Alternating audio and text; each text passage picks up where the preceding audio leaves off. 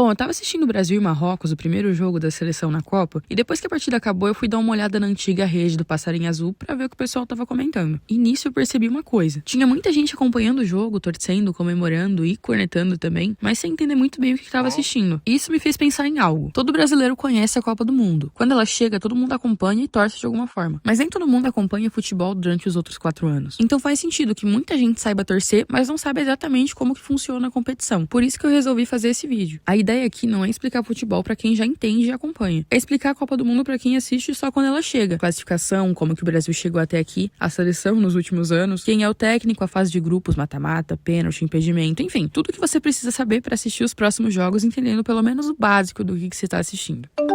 Primeiro, como que um país chega na Copa do Mundo? A primeira coisa que você precisa entender é que a Copa não começa na Copa. Quando uma Copa acaba, as seleções não ficam lá sentadas esperando 4 anos pela próxima. Alguns meses depois já começam as eliminatórias e são nelas que os países disputam a vaga pro próximo campeonato. Tipo assim, imagina que a Copa é uma festa muito exclusiva, mas o mundo inteiro quer entrar e não tem vaga pra todo mundo. Então existe uma seleção de convidados. Essa seleção acontece através das eliminatórias. E cada continente tem o seu próprio campeonato classificatório. Na América do Sul, por exemplo, tem 10 seleções. Brasil, Argentina, Uruguai, Colômbia, Equador, Chile e por aí vai. Durante 4 anos, essas seleções jogam umas contra as outras. Quem faz uma boa campanha ganha a vaga pra Copa. Quem vai mal fica em casa. Então, quando você vê uma seleção entrando em campo na Copa, você já sabe que ela passou anos tentando chegar ali. Agora, vamos falar do Brasil. Porque os últimos anos foram meio bagunçados. Depois da Copa de 2022, o Tite saiu da seleção, o que já era esperado. Ele já tinha comandado o Brasil cerca de, 6 anos e meio. Só que quando ele saiu, começou uma novela. A seleção ficou sem um técnico definitivo. O técnico da seleção é basicamente a pessoa responsável por comandar o time. É ele quem escolhe quais jogadores vão ser convocados para defender o país. É ele quem decide quem vai ser titular, qual vai ser a estratégia da equipe e quais mudanças ele vai fazer durante o jogo. Em outras palavras, o técnico não entra em campo, mas é uma das pessoas que mais influencia o desempenho do time. Primeiro veio Ramon Menezes como interino, depois o Fernando Diniz, só que tinha um detalhe, ele treinava a seleção e o Fluminense ao mesmo tempo, que já mostra o nível da bagunça. Depois veio o Dorival Júnior, só que durante esse tempo existia uma dúvida que acompanhava a seleção. Quem que seria o técnico para a Copa? E sempre que essa pergunta era feita, muita gente sempre cogitava o mesmo nome: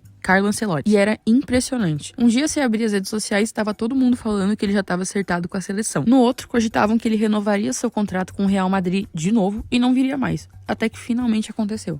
Tá, mas quem que é Carlo Ancelotti? Bom, se você não acompanha o futebol europeu, talvez nunca tenha ouvido falar dele. Mas o Carlo Ancelotti é um dos técnicos mais respeitados e vitoriosos da história do futebol. Ele já treinou alguns dos maiores times do planeta e ganhou muitos campeonatos importantes. Além disso, ele já conhecia muito bem vários jogadores da seleção. O melhor exemplo era o Vini. O Ancelotti trabalhava com ele todos os dias no Real Madrid e foi um dos treinadores mais importantes no desenvolvimento da carreira dele. Além do Vini, ele já tinha convivido com outros brasileiros ao longo da carreira e era visto como alguém capaz de tirar o melhor de jogadores que já atuavam em alto nível. Então, assim, não era só questão de contratar um técnico famoso. Existia também a expectativa de trazer alguém extremamente vencedor, que conhecia o ambiente de grandes jogos e já tinha uma correlação construída com algumas das principais estrelas. Por isso que a possibilidade de ver o Ancelotti no comando do Brasil gerou tanta expectativa durante aqueles anos. Tá, mas finalmente, Malu, me explica, o que é a Copa do Mundo? Bom, antes de qualquer coisa, vale situar onde que a gente tá. A Copa do Mundo de 2026 é a 23ª edição do torneio mais importante do futebol. E pela primeira vez na história, ela tá sendo realizada em 3 países ao mesmo tempo: Estados Unidos, Canadá e México. E também é a primeira Copa com 48 seleções participantes, o maior número já visto no torneio. Ou seja, além de ser uma Copa histórica por acontecer em 3 países diferentes, ela também trouxe várias mudanças importantes pro formato da competição. Mas afinal, o que é a Copa do Mundo? É simplesmente o campeonato mais importante do futebol. A diferença é que, em vez de jogarem pelos seus clubes, os jogadores defendem seus países. Isso transforma completamente o torneio. Primeiro porque cada jogador tá defendendo sua nação, né? Então aflora o nosso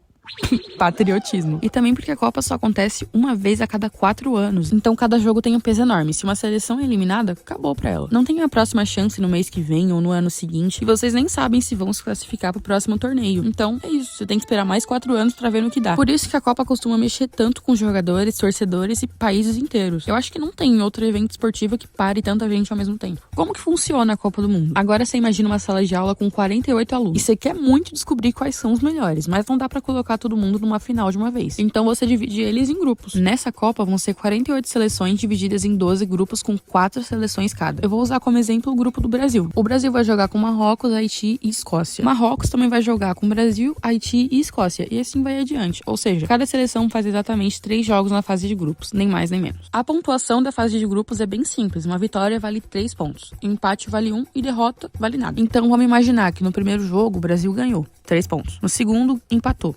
mais um ponto. Mas no terceiro ele perdeu, não ganhou nada. Ou seja, no total teve 4 pontos. No final dos 3 jogos, os 4 times do grupo vão ser colocados em uma tabela. Os 2 primeiros avançam direto pro mata-mata e o último colocado é eliminado. Não tem jeito. Aí você me fala, tá, e o terceiro colocado é eliminado e fica? Como é que é? Bom, no atual formato, os 8 melhores terceiros colocados no geral, de todos os grupos, também se classificam pra fase de mata-mata. E depois, o que acontece? Bom, aí começa o mata-mata, né? Acho que essa é a parte mais fácil de entender, porque o nome já explica tudo. Perdeu, tá fora, né? Acabou, volta pra casa. Mas se ganhou, continua vivo e assim vai, até chegar na final. Agora vamos pra regra que mais confunde quem não acompanha futebol. E até quem acompanha, na verdade. O impedimento. Mas calma, vou tentar explicar da forma mais básica possível. Imagina que a gente tá jogando futebol no recreio. Tá todo mundo correndo atrás da bola, mas eu decido ficar parada lá do lado do gol adversário, esperando alguém me passar a bola. Enquanto tá todo mundo jogando, eu fico lá esperando. Aí o meu amigo dá um chutão lá do outro lado do campo, a bola chega pra mim, eu tô sozinha e marco o gol. Seria meio injusto, né? Porque eu passei a jogada inteira parada esperando. E foi justamente pra evitar isso que inventaram o impedimento. A ideia é impedir que um atacante fique parado acampando perto do gol esperando a bola chegar. Por isso que quando alguém recebe um passe, ele não pode estar na frente do último jogador da defesa. Se ele estiver lá na frente sozinho esperando a bola, o juiz marca impedimento. Essa não é a explicação completa da regra, tá? Mas essa é uma explicação que você precisa pra assistir a Copa sem ficar totalmente perdido. Bom, e os pênaltis, o que são? Primeiro, existe o pênalti normal, né? Ele acontece quando o jogador faz uma falta dentro da própria área. A área é aquele retângulo grande desenhado na frente do gol. Quando isso acontece, outro time ganha uma cobrança. A bola fica parada, o goleiro fica na linha e o jogador chuta pra tentar fazer o gol e o goleiro tenta defender. Agora tem a outra situação, né? A mais temida disputa de pênaltis. Essa é a que aparece muito em Copa do Mundo. Imagina que a gente tá num jogo de mata-mata. O jogo termina empatado, acontece a prorrogação, que são mais 30 minutos divididos em 2 tempos. E se continuar empatado, chegam os pênaltis. Cada time escolhe 5 jogadores e vão cobrando alternadamente. Bate um, depois o outro, depois o primeiro time de novo e assim por diante. Vamos pensar que o Brasil fez 4 gols e o outro time fez 3. Pronto, o Brasil passou. É por isso que os pênaltis são tão tensos, porque às vezes os 4 anos de preparação acabam sendo decididos por um chute só.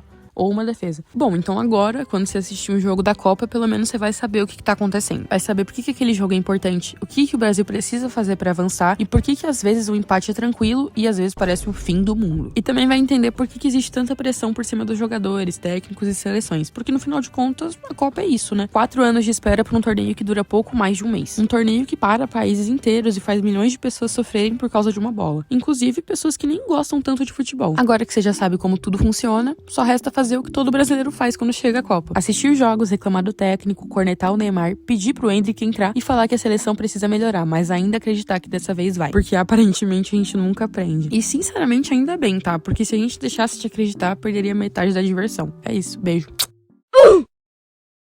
Ouviram do Ipiranga as margens plácidas.